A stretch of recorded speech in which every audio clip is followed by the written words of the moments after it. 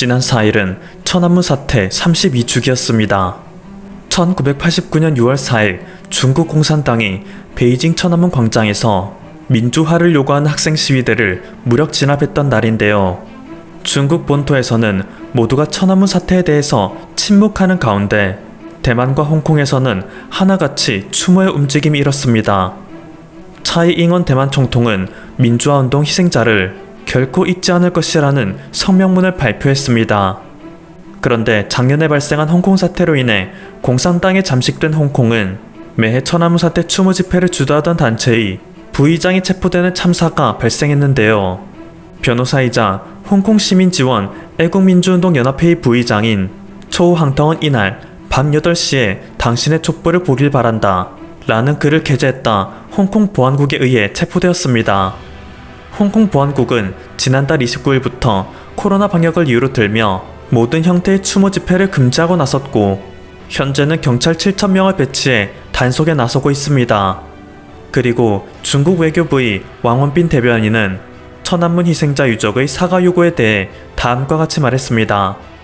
당시 발생한 정치 풍파에 대해 중국 정부는 이미 명확한 판결을 내렸다. 지금 중국이 이룩한 위대한 성과는 당시 우리가 선택한 발전의 길이 완전히 옳았음을 증명한다. 현재 공산당은 수많은 인민의 지지를 받고 있으며 앞으로도 이 길을 단호히 걸어나갈 것이다 라는 강경 입장이었죠. 그들이 주장하는 위대한 성과는 과연 무엇일까요? 중국이 이룩한 가장 위대한 성과 중 하나인 경제도시 선전의 SEG 빌딩이 얼마 전 이유 없이 흔들려 안에 있던 1만 5천여 명의 사람들이 긴급 대피하는 소동이 벌어졌습니다.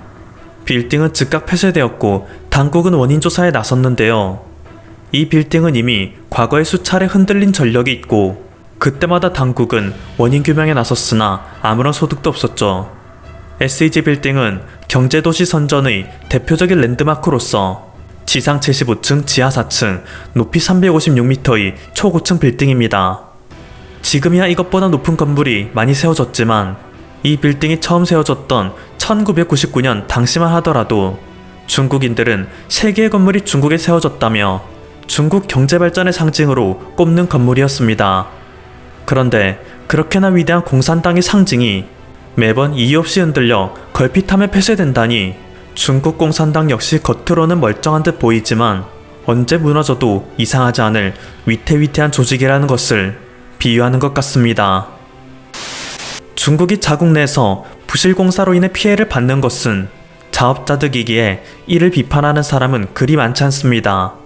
하지만 중국이 정말로 많은 비판을 받는 이유는 중국의 민폐가 날마다 세계로 뻗어나간다는 것인데요. 현재 중국의 민폐로 인해 지구 5대양 중 하나인 인도양이 초토화될 위기에 처해 중국이 또 비난의 도마에 올랐습니다. 스리랑카의 앞바다에서 열흘이 넘는 기간 동안 대형 컨테이너선이 불타오르며 인근 환경이 오염되고 있습니다. 그런데 여기서 더욱 심각한 문제는 이 컨테이너선 안에는 온갖 기름과 화학물질이 실려 있고 이 배가 지금 가라앉고 있다는 것입니다. 뒤로 기울어져 흰 연기를 뿜어내고 있는 선박 주위로 기름띠가 피어오르고 있는 것이 명확히 보이고 있습니다. 선박과 가장 가까운 모래사장은 현재 정체를 알 수 없는 플라스틱 덩어리로 뒤덮인 상태이며 사고 발생 지역과 40km나 떨어진 콜롬보 지역에서도 기름띠가 관측될 정도로 사태가 심각해지고 있습니다. 문제의 선박인 엑스프레스 펄호는 싱가포르 선주의 소유이지만 중국 창호 조선소에서 제작한 선박으로 알려져 있습니다. 물론 현재 이 사고를 보는 중국에서는 선주의 부주의로 인한 인재다 라며 싱가포르를 비난하고 있지만 중국 외 세계의 시선은 전혀 반대인데요. 엑스프레스 펄호는 2021년 2월 10일에 완공된 신형 선박입니다. 이 사고가 5월 27일에 발생하였는데 완성된 지 3개월 만에 수명을 다한 것이죠. 그리고 이 선박에서 화재가 발생했을 때 화재를 진압하기 위해 출동한 스리랑카 현장 담당자의 말에 의하면 자세한 것은 조사를 해봐야 알지만 정황상 선주의 부주의라고는 해석될 수 없는 상황이다. 99% 선박에 결함이 있는 것이며 작은 사고로 끝날 수도 있었는데 모든 컨테이너가 파손되고 대형 화재로 번지게 된 것은 선박의 설계 자체가 잘못된 것이다 라며 중국의 선박 설계를 지적하고 있는 상황입니다. 한때 한국의 조선 산업을 제치며 세계 1위에 올랐던 중국이 이제는 간단한 컨테이너선 하나 제대로 만들지 못한다는 게 세계에 알려지고 있는 것이죠. 그런데 이런 와중에 주목받고 있는 과거의 사건이 있습니다. 2007년 12월 7일 한국에서 발생한 태안기름 유출 사고인데요.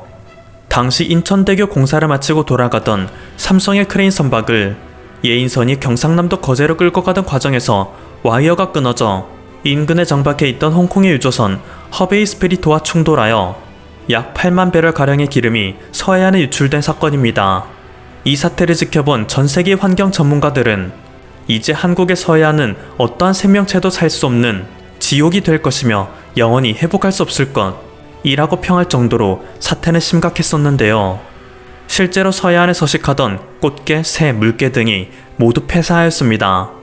그리고 한평생을 바다에 의존하던 태안 주민들은 한순간의 삶의 터전을 잃어버리게 되었죠. 그런데 이것이 방송에 알려지자 이상한 일이 벌어졌습니다. 누가 부르지도 않았는데 국민들이 하나 둘씩 흰 옷을 입고 검은 장화를 신고 태안 앞바다로 모였습니다.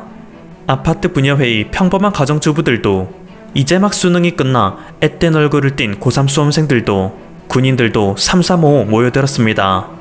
당시 집계에 따르면 무려 100만 명의 국민이 왔다 갔다고 하는데요. 얼굴에 기름을 묻혀가며 무거운 포대자루를 어깨에 이고 온몸에 기름 냄새가 배겨가며 그들은 묵묵히 일했습니다. 자신들과는 전혀 상관없는 사람들이고 자신들의 동네도 아니었지만 당시 대한민국 국민들은 태안 주민들의 고통에 슬퍼하였고 응원하였으며 도움의 손길을 건네주었습니다. 바쁜 일정으로 인해 직접 봉사활동을 하러 못 온 이들은 기부금을 투척하며 간접적인 도움을 주었습니다. 그리고 그 결과 절대 회복되지 못할 것이란 장담을 들었던 태안 앞바다는 언제 그랬냐는 듯 수많은 관광객이 모여들고 깨끗한 수산물, 활기찬 동물들이 서식하는 자연으로 돌아왔습니다. 세계 역사에 존재하지 않았던 가장 단기간에 인간이 바다 정화에 성공해낸 기적이었죠. 잃었던 삶의 터전을 되찾은 태안 국민들은 전국에서 모여들어 묵묵히 일하고 묵묵히 돌아간 자원봉사자들에게 감사의 절을 올리며 눈물을 흘리기도 했습니다. 한국에서 일어난 태안 앞바다의 기적은 옆나라 중국에서도 상당히 찬양했던 사건이었는데요. 아무래도 온 민중이 힘을 합쳐 국난을 극복한 것이니 공산당이 내세우는 메시지와 일치하기 때문이겠죠. 중국 상하이에 위치한 흑화원은 검은색을 테마로 하는 건물들 주변으로 알록달록한 꽃을 피우는 디자인으로 설계되어 있습니다. 이 화원이 만들어질 때 중국에서는 한국의 태안 앞바다 사건을 모티브로 만들었다 설명했습니다. 그리고 지난 1월 상하이에서 국제 플라워쇼가 개최되었을 때에도 상하이 식물원의 샤오이 연구센터장은 뛰어난 국민성과 단결력을 바탕으로 국난을 극복한 한국의 사례가 현재 코로나19의 위기를 함께 극복해 나갈 수 있는 희망이 될 수 있다 라며 자신들의 흑화원을 홍보하는 발언을 하기도 했습니다. 한국에서 일어난 기적에 숟가락만 얹는 행위가 다소 심기를 불편하게 만들 따름인데요. 중국에서는 절대 일어날 수 없는 기적이기 때문에 한국의 미담마저 도둑질하는 것처럼 보입니다. 실제로 지난 2일 펑파이와 텅신망 등 중국의 매체에 따르면 지난 27일 선전시의 한 횡단보도에서 길을 건너던 노인 한 명이 차량 진입 방지 구조물에 걸려 넘어지는 일이 발생했고 그가 주변의 사람들에게 일으켜달라며 도움 요청을 하였으나 그곳에 있던 행인 중 그 누구도 도움의 손길을 내밀지 않았습니다. 오히려 노인을 쳐다보기만 하거나 아예 가던 길을 바꿔 다른 쪽으로 걸음을 옮겨가거나 운전해 갔을 뿐이었죠. 다른 사람을 돕는 마음이라는 것은 하루아침에 생겨날 수 있는 게 아닙니다. 그 사람에게 주어진 천성이고 평소의 행실에 자연스레 묻어나오는 본능이죠. 하지만 이렇게 생활 속 작은 사건에서도 타인을 도우려는 움직임이 전혀 보이지 않는 중국은 나라가 갈아엎어져도 한국과 같은 미담이 생겨나기 어려울 것입니다. 지금까지 퍼플튜브였습니다. 여러분의 구독과 좋아요 그리고 알림 설정은 콘텐츠 제작에 큰 힘이 됩니다. 감사합니다.